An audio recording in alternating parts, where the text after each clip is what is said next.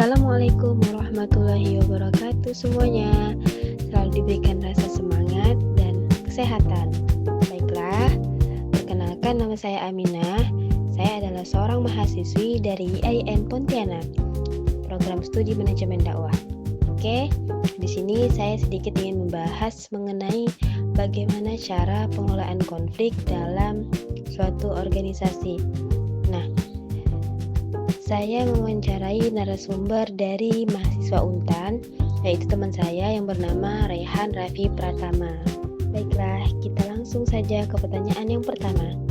Pertanyaannya adalah, strategi apa yang menurut Anda paling efektif dalam mencegah terjadinya konflik di organisasi?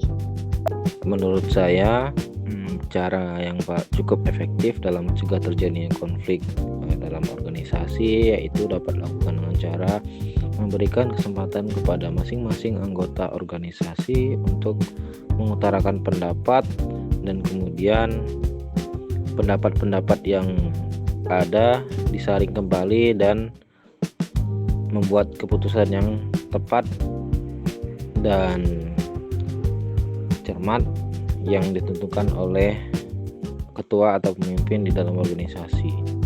Pertanyaan yang kedua, bagaimana cara mengatasi konflik yang disebabkan oleh perbedaan tujuan atau kepentingan? Cara mengatasi konflik yang disebabkan oleh perbedaan tujuan atau kepentingan. Sebelumnya perlu kita ketahui bahwa di dalam organisasi itu memiliki satu tujuan yang sama, yang artinya setiap anggota-anggota yang ada dalam organisasi melaksanakan tugas dan tanggung jawabnya untuk tujuan bersama.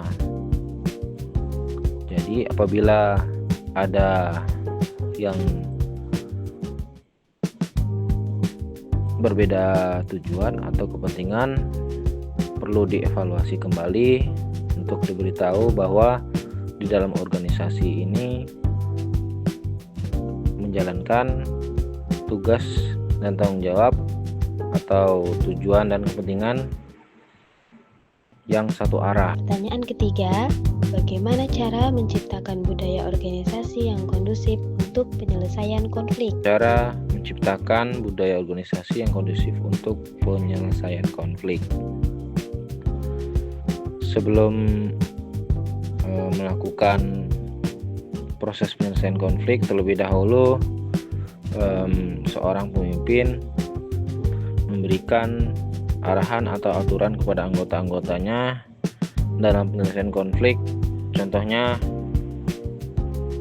menghargai anggota lain saat berbicara, kemudian tidak mengutamakan emosional saat berbicara, dan tidak memotong anggota lain saat memberikan sebuah pendapat.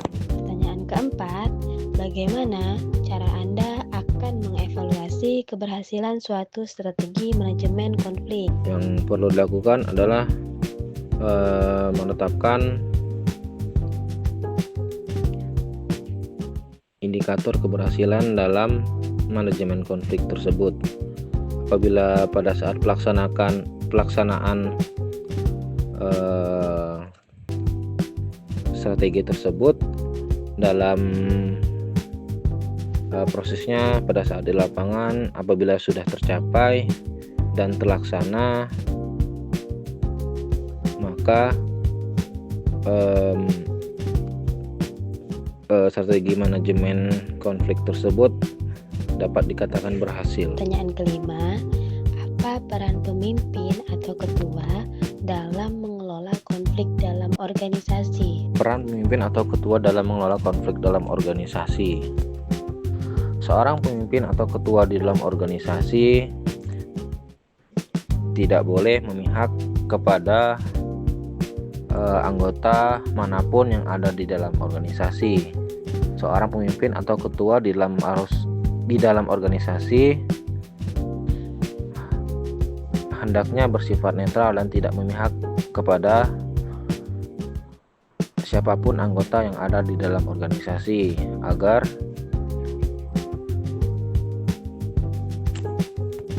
pengelolaan konflik dalam organisasi dapat berjalan dengan baik. Yang keenam, apa saja jenis-jenis konflik yang umum terjadi dalam keorganisasian? Konflik yang umum terjadi dalam organisasi salah satunya adalah miskomunikasi, di mana hal ini terjadi akibat kurangnya komunikasi antar sesama organisasi yang nantinya akan menyebabkan kemungkinannya kesalahpahaman antar anggota yang ada di dalam organisasi. Pertanyaan selanjutnya yaitu pertanyaan ketujuh. Apa saja faktor-faktor yang dapat memicu terjadinya konflik dalam organisasi? Ada beberapa faktor-faktor yang dapat memicu terjadinya konflik dalam organisasi, seperti kurangnya kepedulian terhadap anggota-anggota yang ada di dalam organisasi, kemudian bersifat egois dalam sebuah forum, dan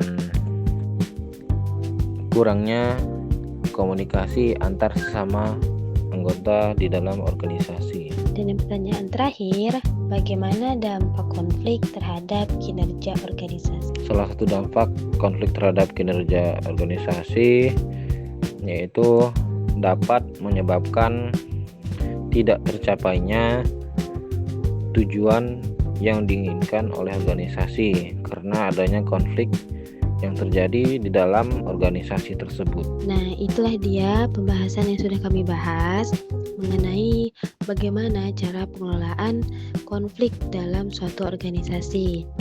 Nah, saya ucapkan banyak-banyak terima kasih kepada Abang Rehan Raffi Pratama. Beliau adalah mahasiswa Universitas Tanjung Pura semester 5 dari Fakultas Pertanian, Program Studi Agribisnis. Nah, organisasi yang beliau ikuti adalah organisasi IHIMASEP. Nah, beliau ditempatkan pada staf Komisi D, yaitu staf pengembangan bakat dan minat divisi e-sport. Oke, cukup sekian. Saya ucapkan banyak-banyak terima kasih kepada semuanya yang sudah menonton. Wabillahi taufiq wal hidayah. Wassalamualaikum warahmatullahi wabarakatuh.